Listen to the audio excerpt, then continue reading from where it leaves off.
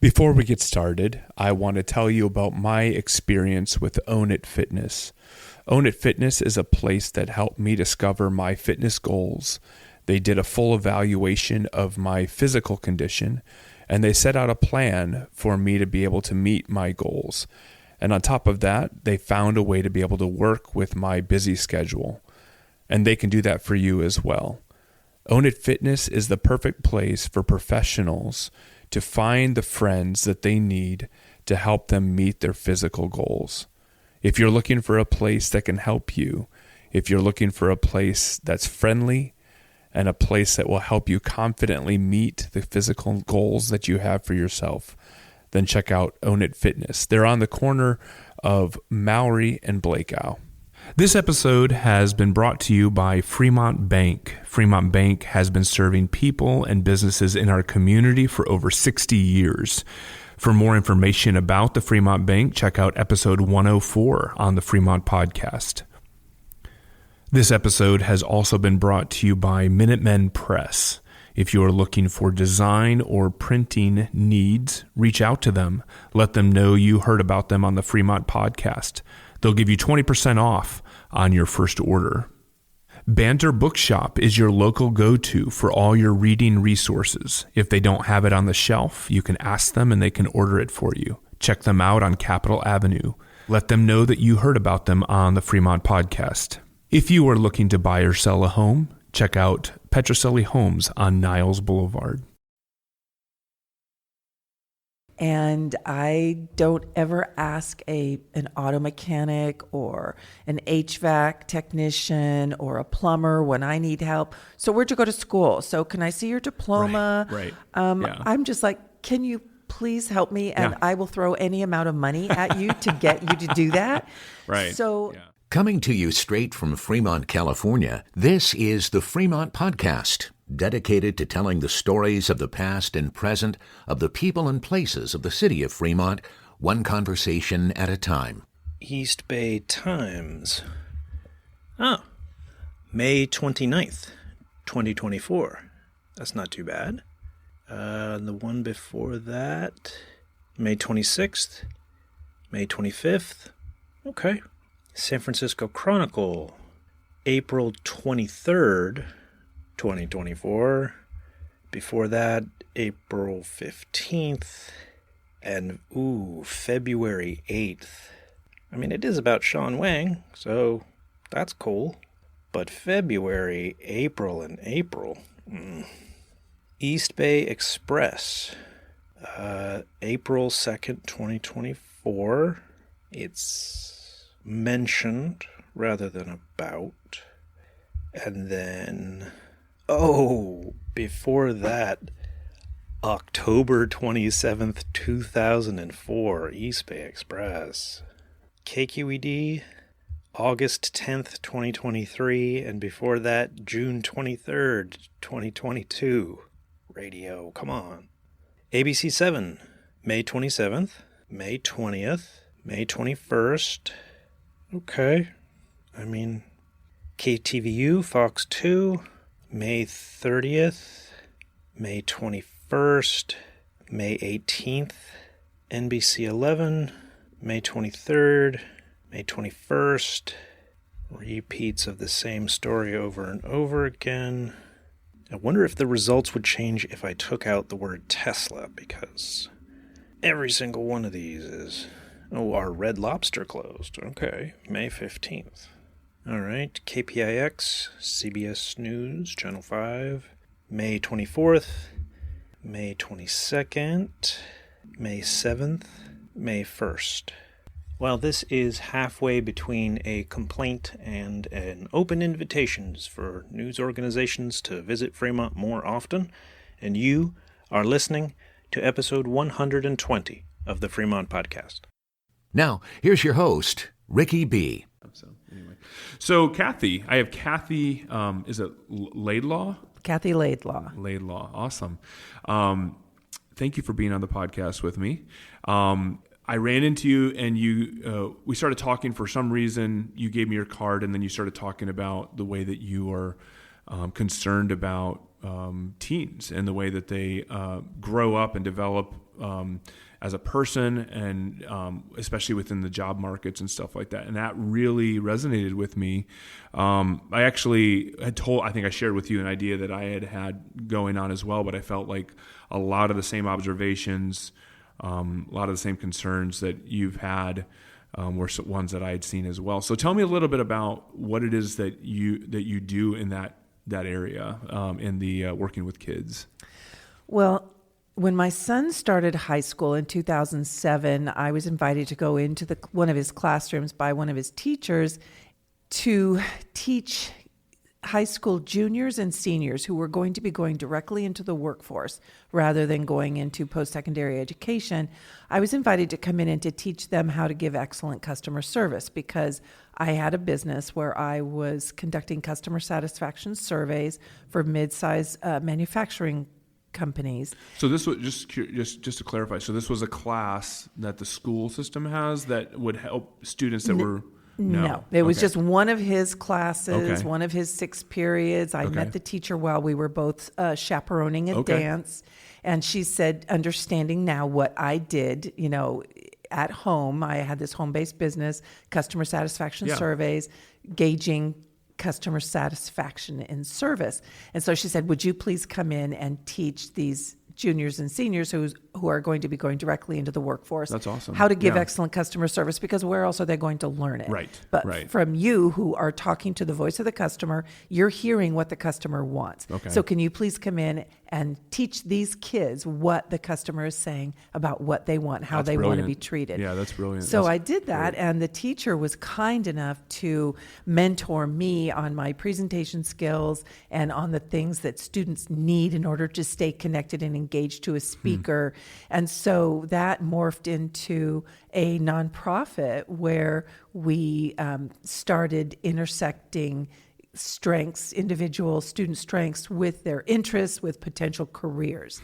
And so you, how many years did you help her teach that, or how long did you do that before you realized this was something that is needed more broadly than maybe just that classroom? So I started going into the classroom in the spring of 2008 as a volunteer. And then in 2009, because what I was saying to the students is that, look, if you're interested in, say, perhaps architecture, then you need to interview an architect. Ask them, can you give me 20 minutes? And I'm going to ask you 3 questions. What made you choose this career? How did you get here? And what's the best advice you could give me if I want to follow in your shoes? And so the more students I spoke with, it was, okay, well, my network is going to start to become saturated with students wanting to interview my friends. And so I thought, you know what, we just need to create videos of these people that I know, put it on a website so that students can access this content 24/7 at no cost. That's cool. So I incorporated, as I got the help of wonderful pro bono attorneys who helped me incorporate. Wow. And we started the website, and we started interviewing people. And that website is www.gt, as in teen, 20.org. Wow. Well, I'll put that on the show notes to make sure people can click on that link too. That's so this is interesting, because it sounds to me like a masterclass platform or something like that for teens, specifically as they anticipate going out in the workforce. Is that how you would view it? Is like there's videos of people instructing and talking about their particular backgrounds and stuff like that? It's more of a research tool, actually. Okay, but okay. what I indicated in the classroom is that I wanted teens to know yourself. Okay. So you have to do some level of self-assessment. So we had a Department of Labor assessment tool on the website, and that was helpful, but not great. Yeah. So in 2017, I learned about Clifton's Strengths Finder. Yeah. Yeah. And then I became a certified Gallup Strengths coach, because Clifton Strengths Finder is owned by the Gallup organization. Yeah. So I became a certified strengths coach and started taking that into the classroom and really saw a huge, huge amount of impact Wow. through that, because the difference between just telling kids, okay, go and take this Department of Labor assessment and then you figure out from there, and here are these random interviews, these video interviews, and you go and do all the work. So instead of that, we did a much more focused approach where we, as a nonprofit, would purchase the codes, the assessment codes, and then we would administer the assessment in the classroom. And then I have 2 additional volunteer Gallup certified strengths coaches that come with me into the classroom. And then we coach the students one-on-one. Wow. Now we're in a room, the door is open, the teacher can still see us. Sure. There's a lot of transparency. Every communication we send to the student, the teacher is copied on it. So there's just 100% transparency everywhere. But what we found is that the students were learning about what was right with them naturally. Oh, that's great. And then in the coaching, we would help them choose a vocabulary about themselves around their strengths. So as an instance, there was one young man that he was a freshman, and I coached him, and his top strength is called deliberative, which means he takes quite a bit of time to make a decision. Well, his friends, he's 13, 14 years old. His friends are making fun of him, saying, dude, just make a decision. And so the vocabulary that he chose around that strength was that he is a careful, observant risk assessor. And so basically he's able to tell his friends, I'm a careful, observant risk assessor, and I need more time to make this decision. Wow, that's awesome. It really is. You mentioned Gallup and the Strengths Finder. I didn't see the value in a lot of those things. I've taken like quick quizzes on like online platforms, social media or whatever, and it's like, you're this person and whatever. And then I had to take I took a class several years ago where one of the things that they did was help you figure out who you are. I love the way that you said it too. Like, who are you, the natural person, the person that you are, the design of who you are, your psyche or your physical traits or whatever.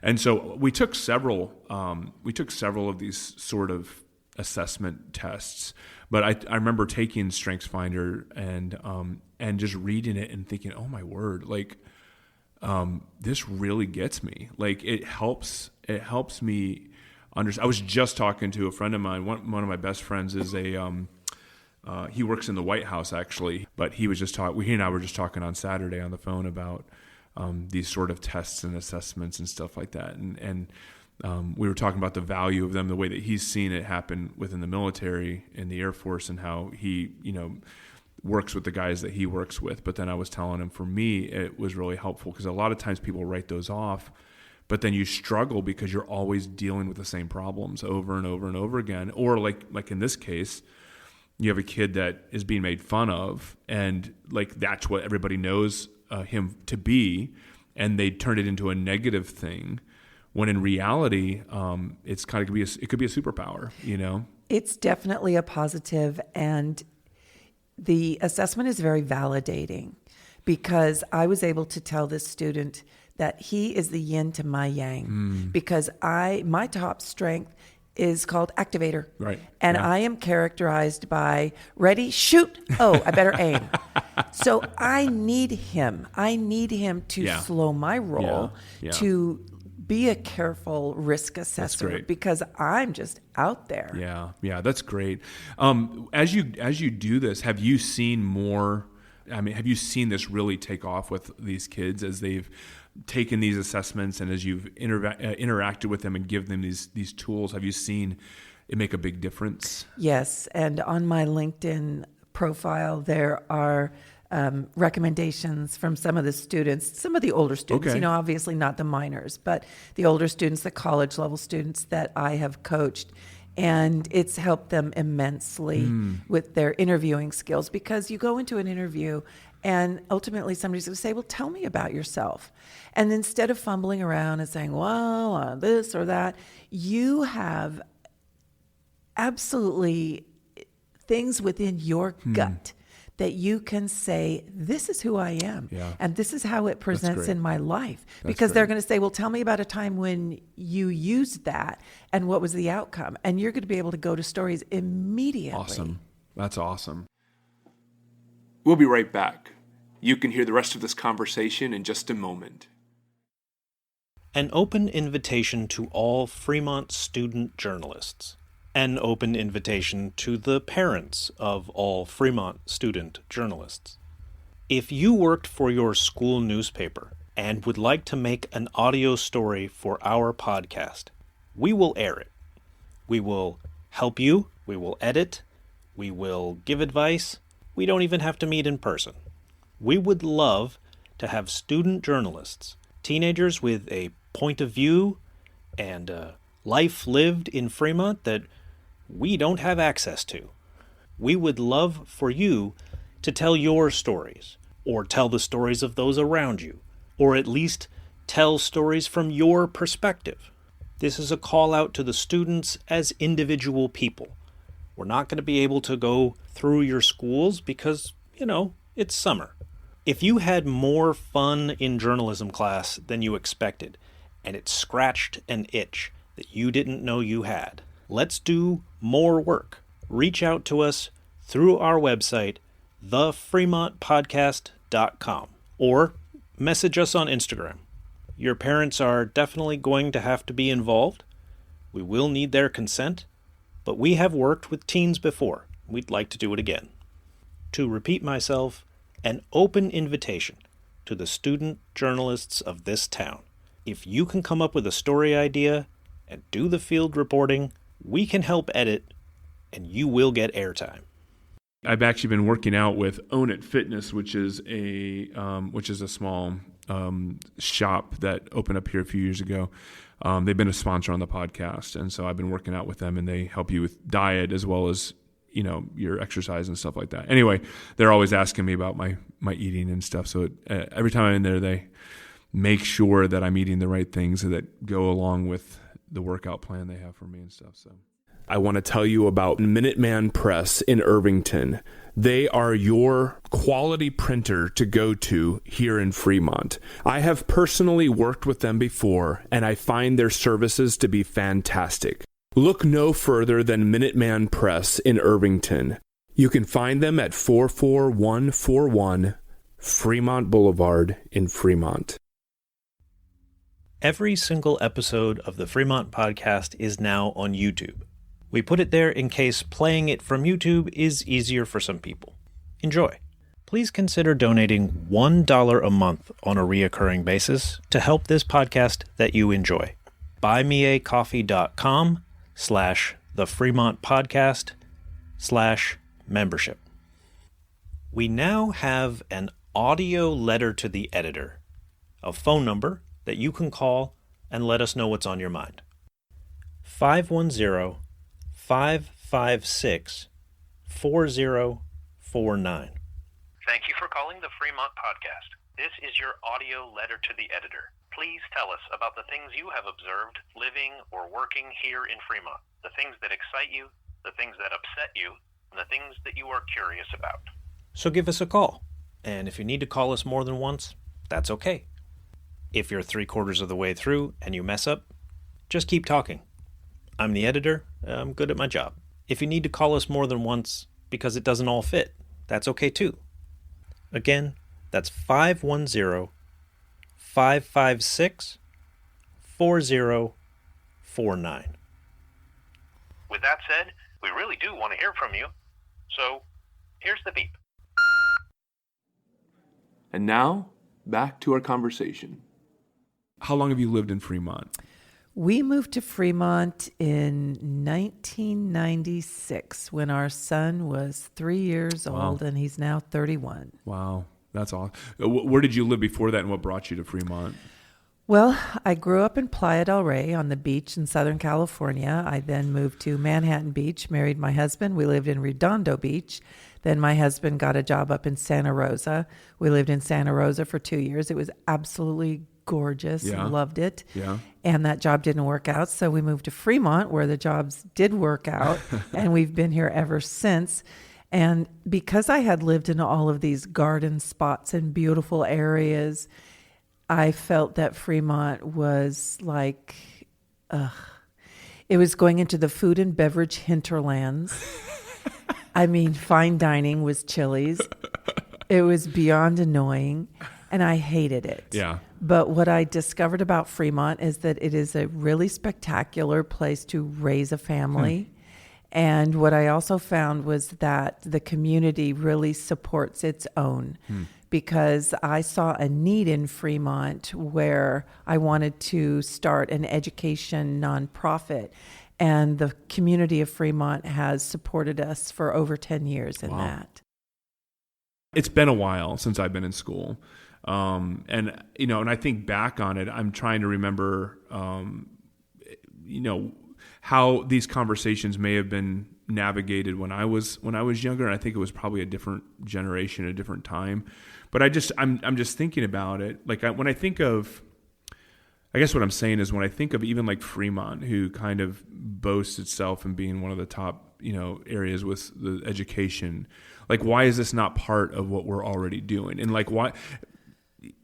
I feel like a lot of these things the things that you're talking about here, and I've talked with other teachers from other schools and what they're doing, it feels like there's some essential things that are just being avoided and not included within our education. Well, part of the curriculum, I mean, every school district is mandated by the State Board of Education to integrate certain types of curriculum into what they offer.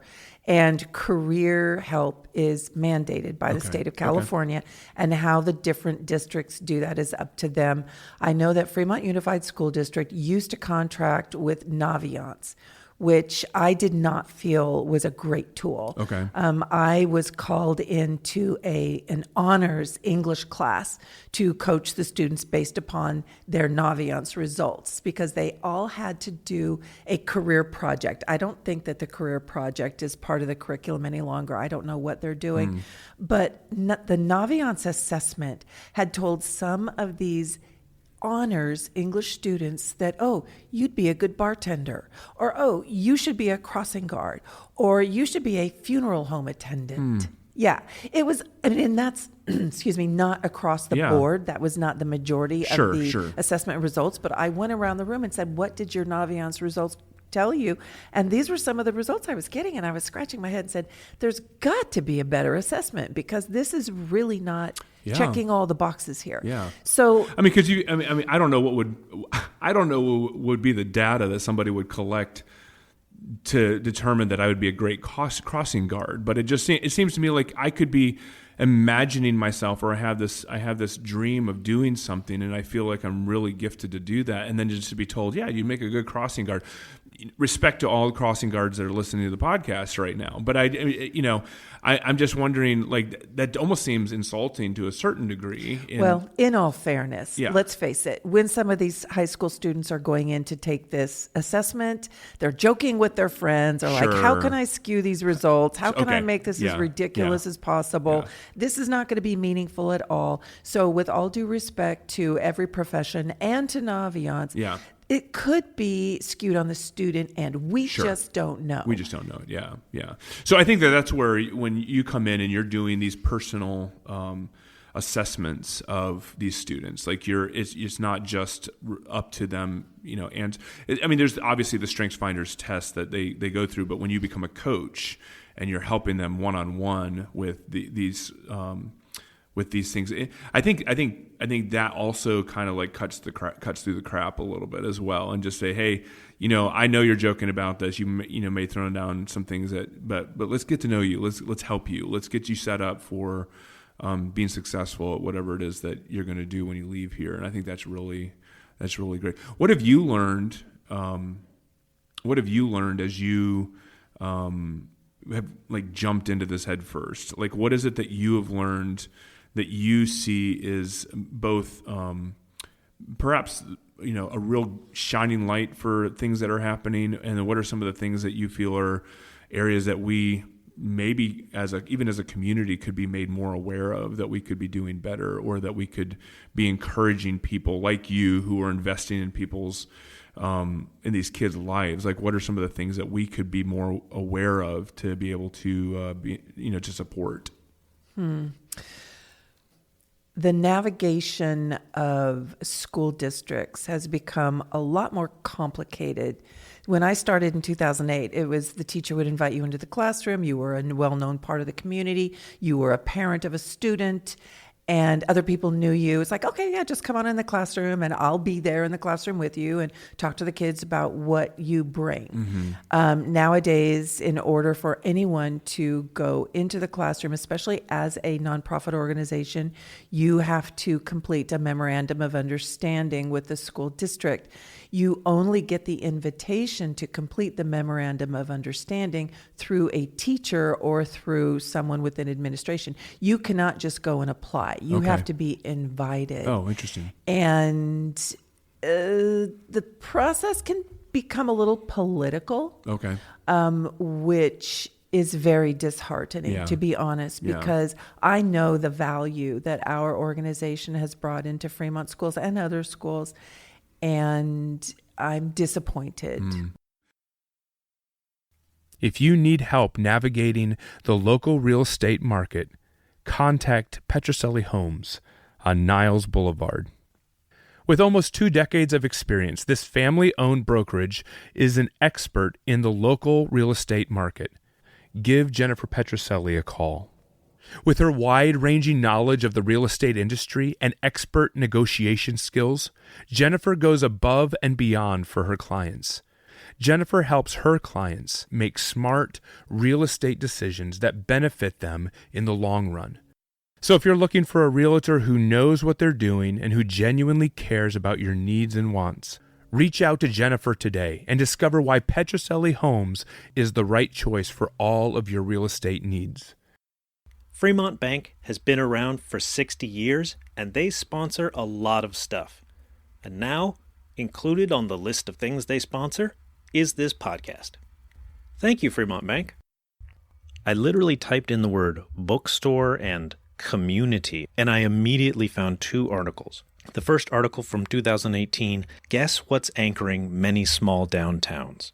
Even in the age of online shopping, the answer is bookstores. And another article from Strong Towns in 2019, How a Local Bookstore Can Make Your Town Richer in More Than One Way. Banter Bookshop is on Capitol Avenue in downtown Fremont. The Ohlone College Flea Market is happening every second Saturday of the month from 9 a.m. to 3 p.m. on Ohlane's Fremont campus. Hey Van, if people want to contact you, how do they get in touch? So our phone number is 510-659-6285, and the email is fleamarket@ohlone.edu. More information can be found at ohlone.edu/flea-market. I think I want to go back real quick to what you do with the Strengths Finders. I do think that this is such a critical piece because when I'd already alluded to, I took the Strengths Finders. I started recognizing the fact that I was like, man, this assessment gets me. Like it understands who I am. And I think that oftentimes we do think that there's this one clear way that, we just, and I think that's what's happening in the educational system, and I'm speaking ignorantly, but, we create this one pathway for everyone to go through, and we don't stop to take notice of the beautiful dimensions of each student and of each particular person that's going through. And that's why you have people, my son was just telling me the other day, and I can't remember which movie director it was, but he was like, did you know that, I don't know if it was Christopher Nolan or whoever, it was like, they didn't even go to college. And I was like, and look what they did, and Steven Spielberg, I think. Yeah. And I was just like, yeah. And you start thinking about that, and you start thinking about the people out there who have had a huge impact on our society who didn't stay in the rut of the educational system. And instead they were actually they had the opportunities, but they also just had the drive to go and pursue something that was really in line with who they naturally were.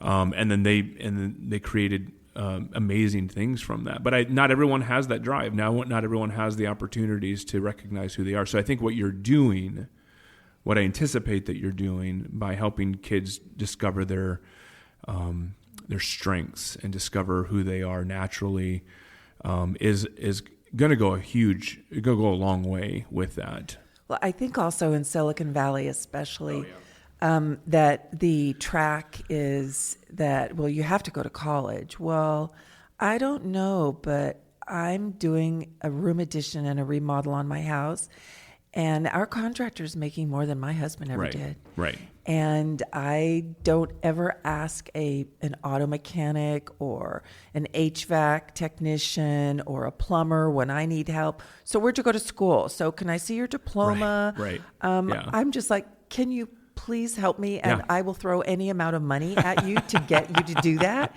Right. So please, people, I want to encourage you, if your kids want to go into the trades, just know that they'll probably make more money than you. They'll have a more fun lifestyle because they'll be able to schedule their work. They'll have the best toys out there, the best RVs and boats and whatever. So respect the trades. Yeah, I think, I was an electrician for 6 years full time. Like, I had my own business and I loved it. Like, it really fit with who I am. I like to tinker, like to do things with my hands and figure out how things work. So I still do it. I still do it on the side, but I love doing that. And I do think that there is something like I've had this discussion with my wife, and I've had this discussion with other people recently. It was just like, I think sometimes our school systems, the way that they've basically evolved into a pathway by which we try to do the quick and fastest way for the majority of people to be quote unquote successful. We want people to get to college. We want them to find a career path and, whatever. Well, a lot of those people, I feel, we're discovering, end up becoming very unhappy with whatever they just choose to do at a young age. When I was just talking with somebody recently, and they were talking about how competitive, let's say, things are in the Mission San Jose school. Like, it's just highly competitive, and there's a lot of competition there. And I think that a lot of I think in some cases, and I'm speaking ignorantly and blanketly, so, somebody out there listening can probably correct me if I'm wrong, but it just seems to be a lot of that competitiveness is driven by expectations of, say, parents or teachers or a society, as opposed to just like really saying, no, I have my own expectations because I know who I am. I know how I'm wired. I know these things. And so I can go into a classroom and not have to worry about like trying to fight for this certain particular position and within academia or whatever. Not saying that those other classes are not important or like getting good grades is not important. I'm just simply saying that if you know who you are and you're confident with who you are, then I think that it makes the pressure that you feel from the outside when you're trying to just blindly discover who you are, I think it makes it feel a lot less impactful on you as well. You bring up an interesting point, and as the parent of one child, I have in the past, as he was growing up, put a lot of pressure on him. He was our one little egg in the basket. Yep. We didn't have 4 kids, and he was it. And so from a very early age, our son knew that he wanted to go into the military. And we did everything we could to dissuade him from doing that, even to the point of sending him to an all-boys military boarding school for his junior year in high school because he was making poor choices as a sophomore. So we said, okay, well, we're going to nip this military thing in the bud. But it actually served as a catalyst because our son is now a staff sergeant in the Army, having served 4 years in the Marine Corps, and he's doing very well in his life. And he's happy. Yeah. It's his element. Yeah.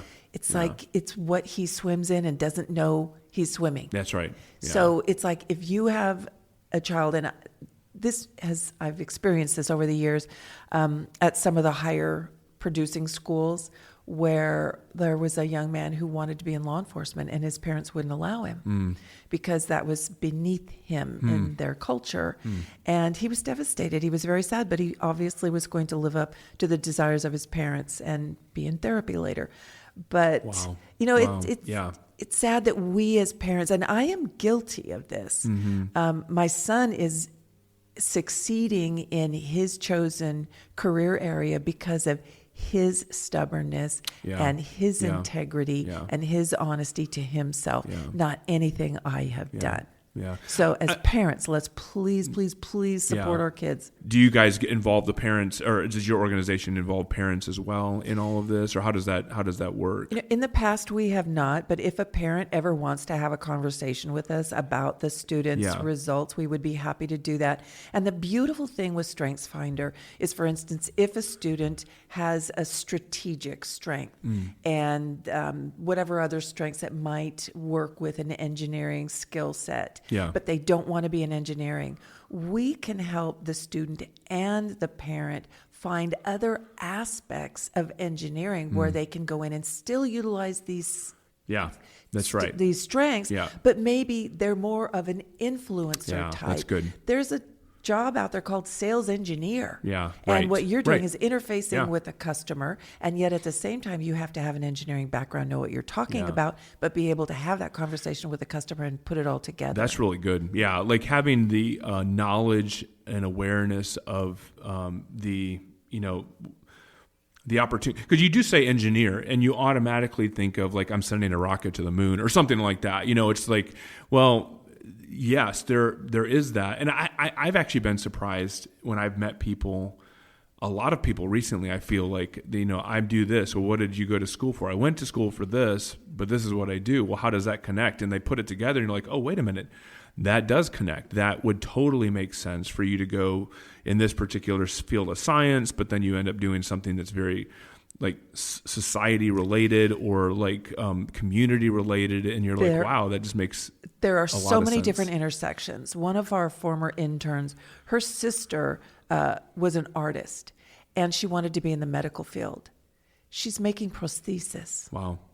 So you can intersect different areas and be creative. Yeah, that's great. There's so many different job opportunities out there. And if you've got, you know what your strengths are, and you're able to then basically do some kind of research to see what you can do to sort of pull it all together and do what lights you up. That's great. I love this. I remember I worked for Wendy's for about 3.5 years. I started when I was, I think, 15 or 16. And early on, my manager made me a trainer for new employees. I was probably 16 years old, and I was training all the new employees how to make sandwiches. And I took my job seriously, and I knew that I had to do everything that I needed to do in order to be, do it well. But I also went in and viewed it as a customer as well. Like, I was so frustrated when I would order a sandwich based on the picture that was up on the board, and not get the sandwich that I bought this and it looks like that in the picture, but when I get it, it looks horrible. I was just like, I want it to be that when someone opens up their wrapper, that they're like, wow, that looks just like the picture. So I tried to make every sandwich look like the picture, And even electrical work, I worked building custom homes for a while with high-end developers where you had to get every detail correct, whether you're hanging a chandelier or, recessed lights or whatever. It's just like the aesthetics are really, really important. So you have to pay attention to all those details. Well, I say all that to say I got asked back, or I got hired, or I got, when I had my own business as an electrician, I would be hired again and again and again because of the type of quality and the details that I paid attention to with all those things. Well, that's all customer service. My thought was, let's get something like an internship or something for kids to be able to come in and be able to, to learn from the best and understand the best. And I think that's all. I think it's one of the reasons why I resonated so much with what you do, is because I was like, you're doing that. Like, you're helping these kids to understand who they are and what's important. Part of the coaching in Clifton StrengthsFinder is that it's broken down into 3 parts. Okay. You are there to help a student name their strengths. In other words, they've been assessed. Okay, these are my strengths.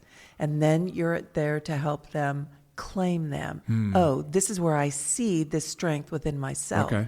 And then you are to help them aim Okay. what they're going to do with those strengths That's in great. their lives. I love so that. you're there to help them name it, claim it, and aim it. That's awesome. Well, I hope that you have great success. I know you already gave the website. We'll have that in the show notes. Is there anything else that you could encourage people to connect with you on, or any ways that they could connect with you if they're interested in this? Is the way are you primarily connected through the school system, or is this is not something that you're doing? You're doing it more independently now.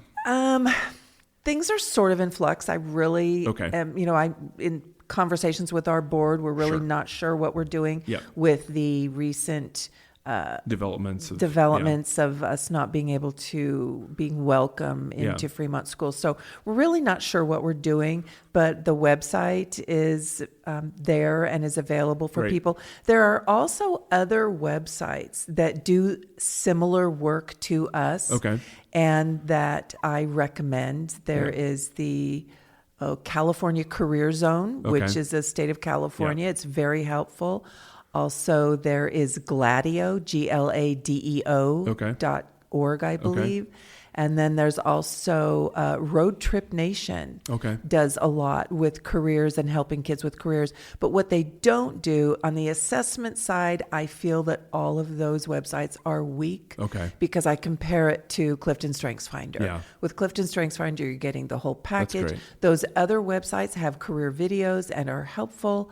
So there's a lot to pick and choose from out there. That's great. Well, I am so glad that you shared with us what you're doing, and what your experience has been within our education system. And I hope the best. I think that our society needs this, our community needs this, and so I really hope that whatever you're transitioning into at this point is something that's going to be even stronger and better for our community. Thank you. I really appreciate the time and the opportunity. Yeah. This episode was hosted and produced by Ricky B. I'm Gary Williams. Andrew Cavett is the editor. Scheduling and pre-interviews by Sarah S. Be sure to subscribe wherever it is that you listen so you don't miss an episode. You can find everything we make, the podcast, and all of our social media links at thefremontpodcast.com. Join us next week on The Fremont Podcast.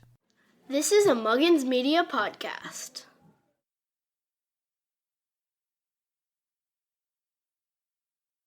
Thank you for listening to the Fremont Podcast. If you are an individual or a business that would like to be a sponsor partner on the podcast, please reach out at thefremontpodcast@gmail.com, or you can go to our website, thefremontpodcast.com, and you can reach out to us through our contact form.